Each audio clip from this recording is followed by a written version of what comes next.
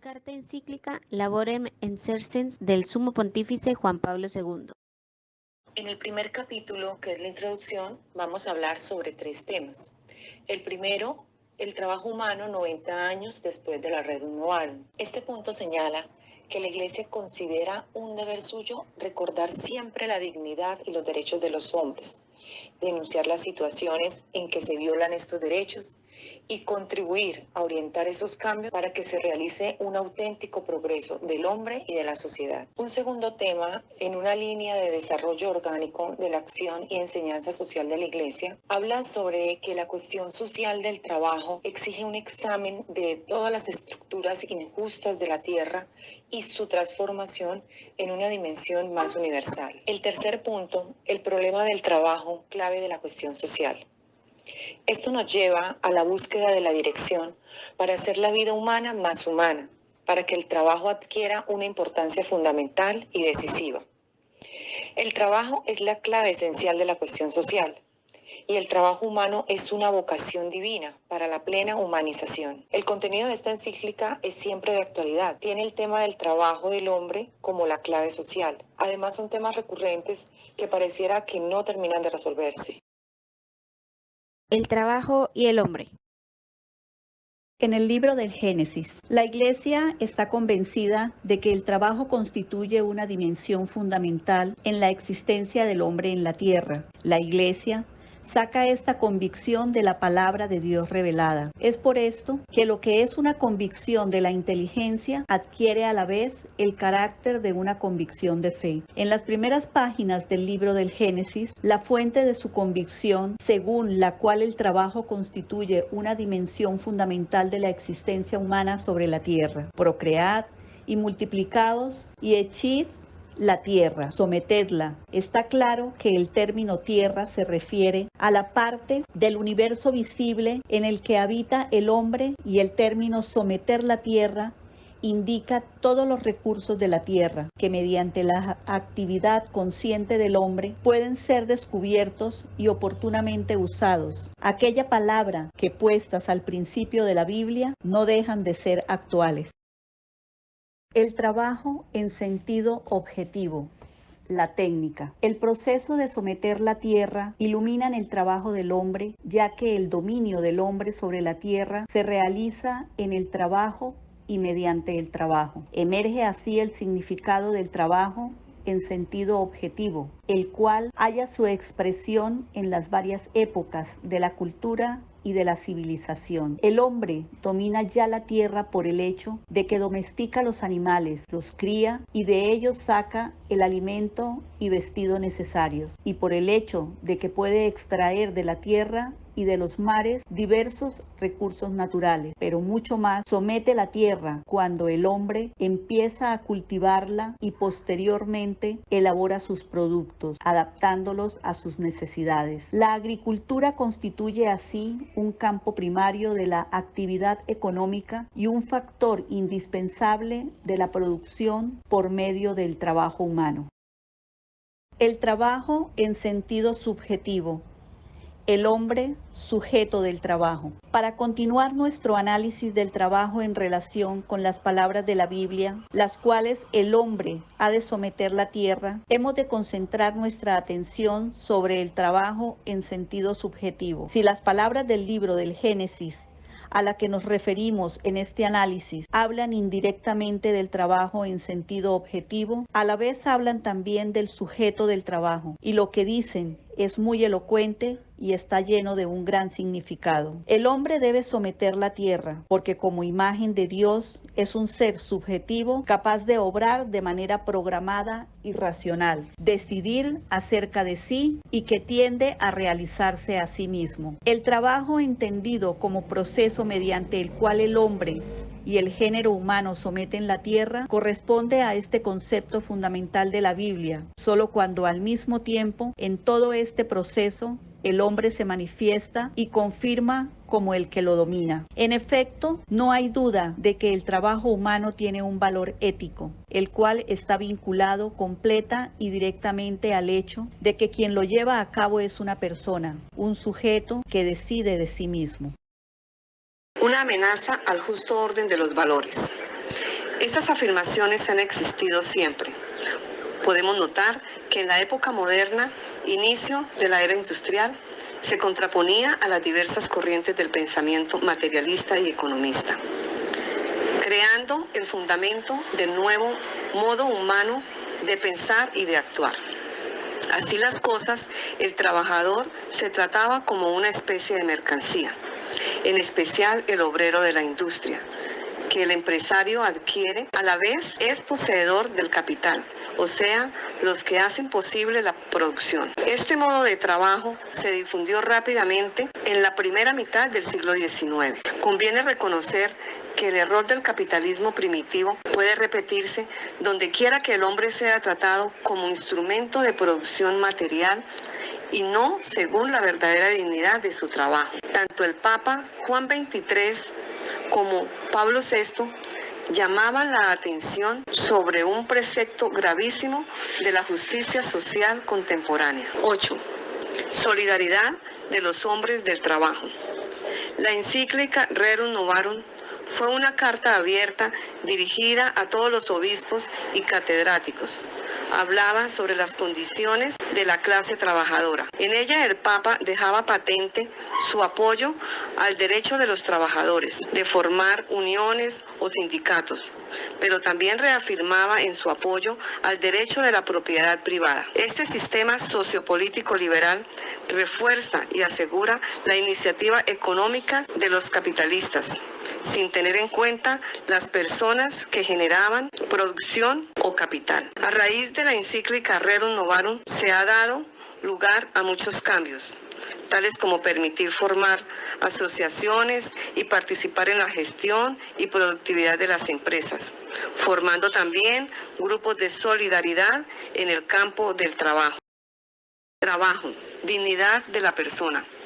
Mirando la dignidad humana en el trabajo, más allá de recibir un salario por sus actividades, todas las personas esperan ser valoradas en su empresa, en la comunidad, que como hijos de un creador que nos hizo a su imagen y semejanza, sentir que somos hombres dignos y que contribuimos a la sociedad.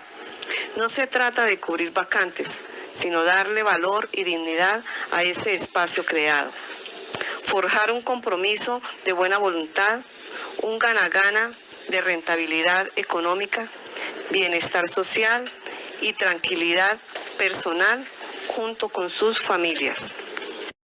Trabajo y sociedad, familia, nación. El trabajo es un fundamento sobre el que se forma la familia, ya que exige medios de subsistencia, condicionando todo proceso de educación en la familia. Estos dos fines están unidos entre sí y se complementan, convirtiéndose en un derecho natural y de vocación del hombre. La familia es uno de los puntos de referencia más importantes en donde se forma el orden socioético del trabajo humano. Es decir, la familia es la comunidad hecha posible gracias al trabajo y es la primera escuela interior del trabajo. Cuando el hombre sale de la familia a trabajar de una manera indirecta, se empieza a relacionar con el conjunto de personas que lo rodean, la cultura e historia del lugar en donde se encuentra, lo que lo lleva a darse cuenta de que el trabajo sirve para multiplicar no solo el patrimonio de su familia, sino el de todos los hombres en el mundo.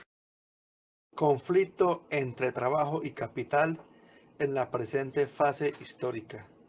La Iglesia toma cartas en este tema, pues rigiéndose a las Escrituras cuando dice, digno es el obrero de su salario.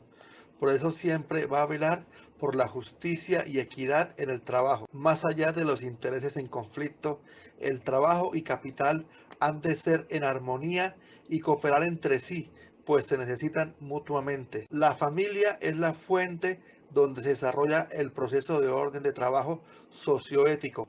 La prioridad del trabajo nos lleva a que el hombre debe trabajar la tierra y usar los recursos posibles puestos a disposición del hombre para servirse ellos y servir a los demás.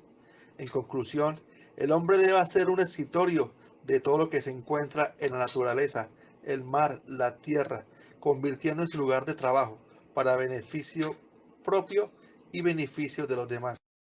De acuerdo a la carta encíclica Laborem Exercens del Sumo Pontífice Juan Pablo II, En el ítem conflicto entre el trabajo y capital, numeral del 13, 14 y 15, señala que pese a que tanto el trabajo como el capital están en estrecha relación, se han colocado en contraposición cuando en realidad hacen parte de la misma perspectiva económica y en el mismo proceso de producción, es decir, no pueden estar aislados. El hombre trabaja no solo por el deseo de una remuneración por su trabajo, sino que aspira a que este salario corresponda a unas condiciones dignas que en el proceso mismo de producción le dé la posibilidad de acceder a bienes que puedan ser considerados como algo propio de su propiedad. De ahí que la propiedad se adquiere ante todo mediante el trabajo para que ella sirva al trabajo. Esto se refiere de modo especial a la propiedad de los medios de producción. El considerarlos aisladamente como un conjunto de propiedades separadas con el fin de contraponerlo en la forma del capital al trabajo y más aún realizar la explotación del trabajo es contrario a la naturaleza misma de estos medios y de su posesión. Si en el proceso del trabajo se descubre alguna dependencia, esta es la dependencia de Dios, dador de todos los recursos de la creación, y es a su vez la dependencia de los demás hombres a cuyo trabajo y a cuyas iniciativas debemos las ya perfeccionadas y ampliadas posibilidades de nuestro trabajo. Se hace necesario cambios adecuados, tanto en el campo de la teoría como en el de la práctica, cambios que van en la línea de la decisiva convicción de la primacía de la persona sobre las cosas, del trabajo del hombre sobre el capital como conjunto de los medios de producción. Las enseñanzas de la Iglesia han expresado siempre la convicción firme y profunda de que el trabajo humano no mira únicamente a la economía, sino que implica además y sobre todo los valores personales y el desarrollo integral del ser. Y a través del trabajo el hombre logre la realización personal, familiar y social. El mismo sistema económico y el proceso de producción redundan en provecho propio cuando estos valores personales son plenamente respetados. Capítulo 4. Derechos de los hombres del trabajo. En el amplio contexto de los derechos humanos. En este documento, el trabajo es considerado una obligación, es decir, un deber, ya sea porque Dios lo ha mandado así o por cuidado propio. El hombre debe trabajar como respeto al prójimo, respeto a su propia familia, respeto a la sociedad y respeto a sí mismo. Ya que el trabajo es un deber del hombre, es considerado parte de la dignidad del mismo, por lo que se debe hablar sobre los derechos humanos. Para tener en cuenta cuáles son los derechos morales de todo hombre respecto al trabajo, se debe tener un amplio conocimiento sobre todas las referencias empresario, indirecto y directo.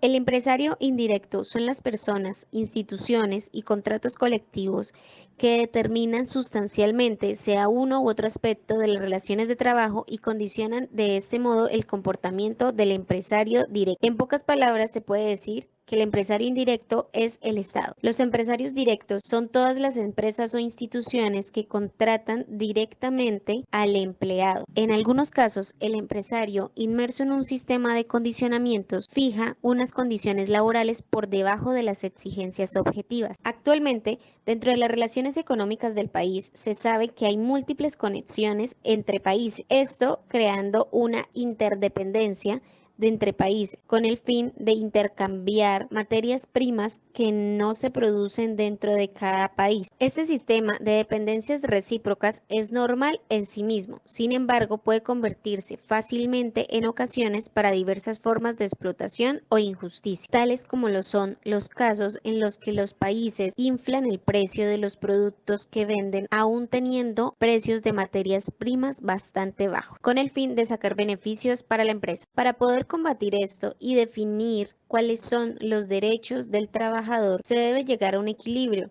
no solo buscando el bienestar del empleado, sino también de construir una adecuada formación de la economía, por lo que el mundo cuenta con organizaciones mundiales como la del trabajo, la de las Naciones Unidas y las Naciones Unidas para la Alimentación y la Agricultura. El problema del empleo. El principal problema del empleo es el desempleo, es la falta de puestos de trabajo para sujetos capacitados. Las personas más afectadas son principalmente en las edades extremas, los jóvenes o las personas mayores cerca a su pensión. Se propone la obligación de prestar un subsidio a las personas desempleadas. Sin embargo, se le pide a los empresarios indirectos tomar instancias y planificar de manera global esta situación, prestando atención además en la organización correcta y racional de la disponibilidad del trabajo. Por ejemplo, creando nuevos pactos y acuerdos con estados en los cuales se beneficien ambos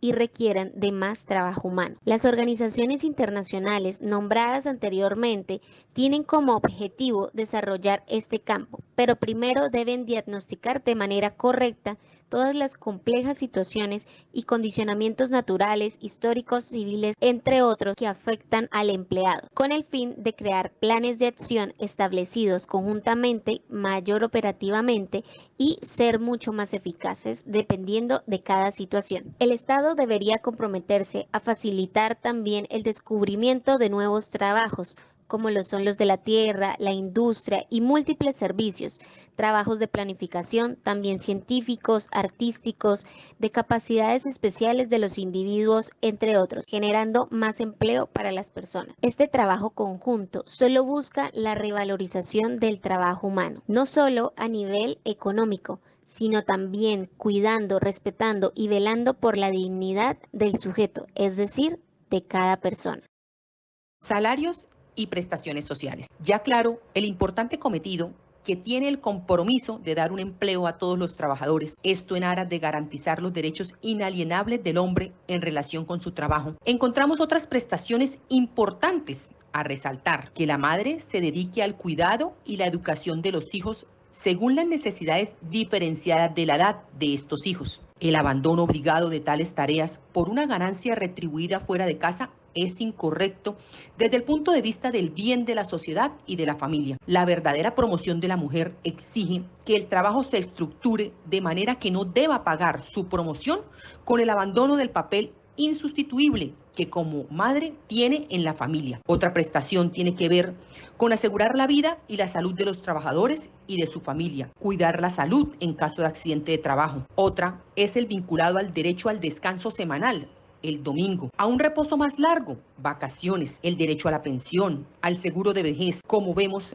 se desarrolla todo un sistema de derechos particulares que, junto con la remuneración por el trabajo, deciden el correcto planteamiento de las relaciones entre el trabajador y el empresario. Adicional, hay que tener siempre presente el derecho a ambientes de trabajo que no compartan perjuicios a la salud física de los trabajadores y no dañen su integridad moral.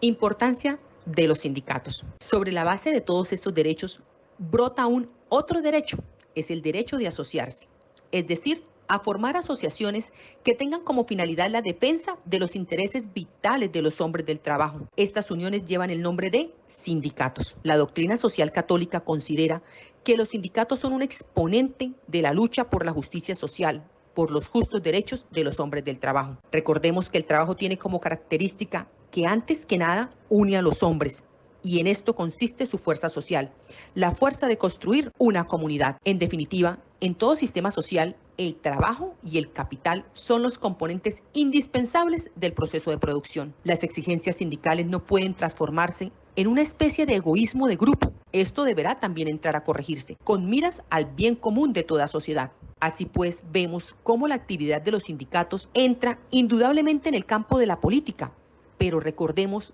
que el cometido de los sindicatos no es hacer política. Los sindicatos no tienen el carácter de partido político que lucha por el poder, porque así las cosas pierde el sindicato fácilmente su cometido específico: asegurar los justos derechos de los hombres del trabajo en el marco del bien común de la sociedad. Los sindicatos, para actuar a favor de los justos derechos de los trabajadores, se sirven del método de la huelga, es decir, del bloqueo del trabajo, como una especie de ultimátum dirigido sobre todo a los empresarios. Este es un método reconocido por la doctrina social católica como legítimo en las debidas condiciones y en los justos límites. El abuso de la huelga puede conducir a la paralización de toda la vida socioeconómica, y esto es contrario a las exigencias del bien. Dignidad del trabajo agrícola.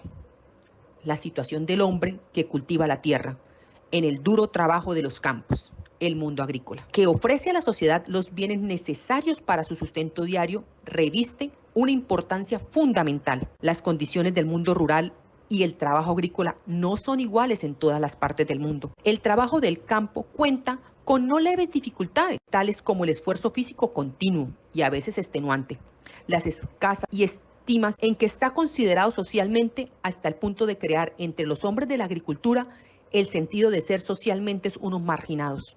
Evento este que genera en ellos el fenómeno de la fuga masiva del campo a la ciudad y, desgraciadamente, hacia condiciones de vida todavía más deshumanizadas. Se añade a esto la falta de situaciones objetivamente injustas. Faltan formas de tutela legal para las personas del trabajo agrícola y su familia en caso de vejez, de enfermedad o de falta de trabajo. Largas jornadas de pesados trabajos físicos son pagas miserablemente. El derecho al trabajo puede ser lesionado cuando se niega al campesino la facultad de participar de las opiniones decisorias correspondientes a sus prestaciones laborales. Por consiguiente, en muchas situaciones son necesarios cambios radicales y urgentes para volver a dar a la agricultura y a los hombres del campo el justo valor como base de una sana economía en el conjunto del desarrollo de la comunidad social. La persona minusválida y el trabajo.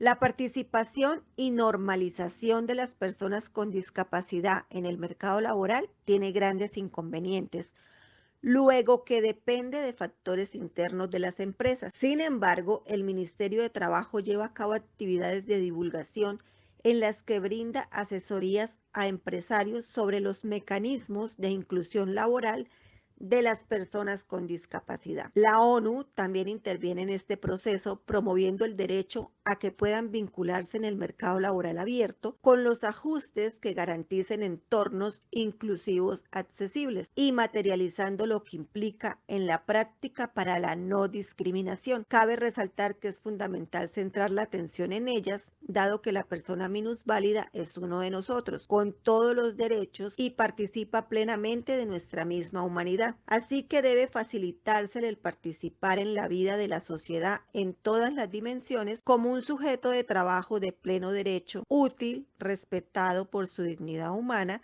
llamado a contribuir al progreso, al bien de su familia y de la comunidad según las propias capacidades.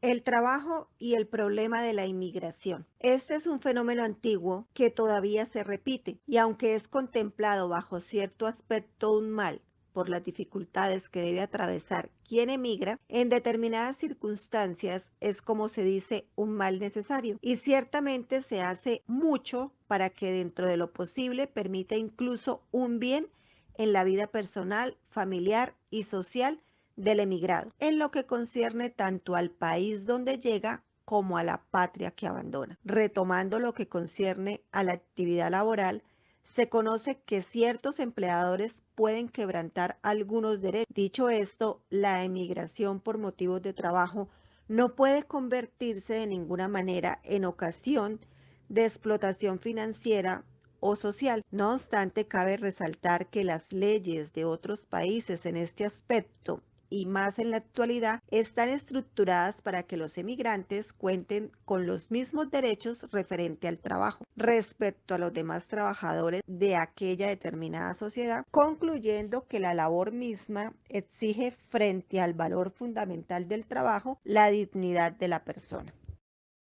Elementos para la espiritualidad en el trabajo. Particular cometido de la Iglesia. La carta encíclica Laborem Exercens de Juan Pablo II, apreciada en el 90 aniversario de la Rerum Novarum, documento precursor de la doctrina social de la Iglesia, se centra en los problemas sociales contemporáneos que interpretan a la luz del trabajo como el valor primordial y creador que define a la humanidad. Para la doctrina social de la Iglesia, el trabajo significa todo tipo de acción realizada por el hombre independientemente de sus características o circunstancias. Significa toda actividad humana que se puede y debe reconocerse como trabajo entre las múltiples actividades de las que el hombre es capaz. La Iglesia considera como deber suyo pronunciarse sobre el trabajo bajo el punto de vista de su valor humano y del orden moral, reconociendo en esto una tarea específica importante en el servicio que hace al mensaje evangélico completo. La misma Iglesia tendría como deber particular la formación de una espiritualidad del trabajo que ayude a todos los hombres a acercarse a través de él a Dios creador y redentor, y participar de sus planes salvíficos respecto al hombre y al mundo, a profundizar en sus vidas la amistad con Cristo, asumida mediante la fe y una viva participación. El trabajo como participación en la obra del Creador. El Concilio Vaticano II dice que la actividad humana, tanto individual como colectiva, busca mejorar las condiciones de vida y cumplir con la voluntad de Dios. El ser humano, creado a imagen de Dios, tiene el mandato de gobernar el mundo y orientar todo hacia Dios. El trabajo humano continúa la obra de la creación, descubriendo los recursos y valores presentes en la creación. El trabajo se presenta como una imitación de Dios, que también trabajó durante los 6 días de la creación. El trabajo humano no debe ser solo una actividad externa, sino que también debe tener un espacio interior donde el individuo se forme y se prepare para el descanso que Dios ofrece. Se destaca la importancia de reconocer que el trabajo contribuye a la obra de Dios en el mundo.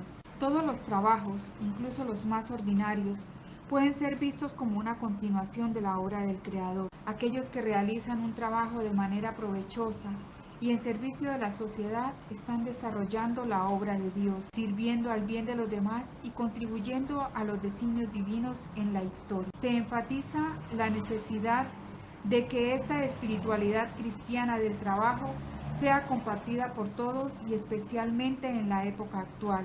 Los avances y logros humanos no deben ser vistos como una oposición al poder de Dios, sino como signo de la grandeza de Dios y de su designio. Los cristianos tienen el deber de edificar el mundo y preocuparse por el bien de los demás.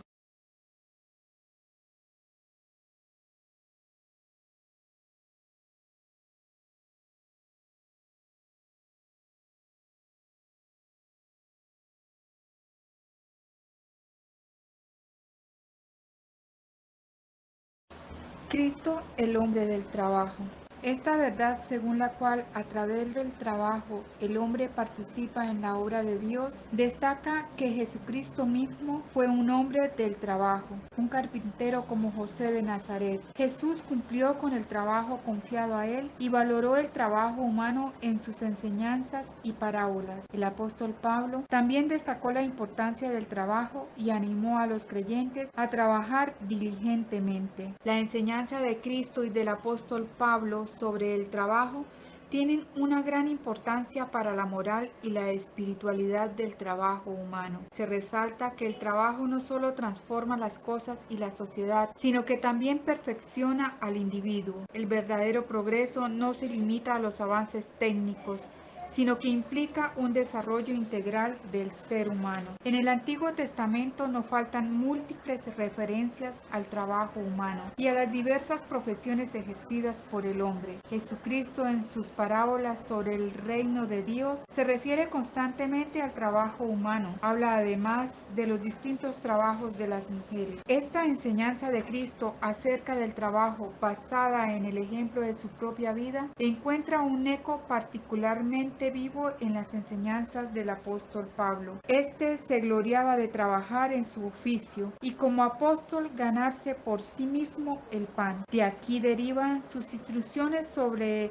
el tema del trabajo, que tienen carácter de exhortación y de mandato. Trabajando sosegadamente, coman su pan. El apóstol, en el mismo contexto, no vacilará en decir: el que no trabaje, que no coma. La enseñanza del Vaticano II dice que la actividad humana, así como procede del hombre, así también se ordena al hombre, pues esta acción no solo transforma las cosas y la sociedad, sino que perfecciona a sí mismo en el contexto de tal visión de los valores del trabajo, o sea, de una concreta espiritualidad del trabajo. Se explica el justo significado del progreso. El hombre vale más por lo que es que por lo que tiene.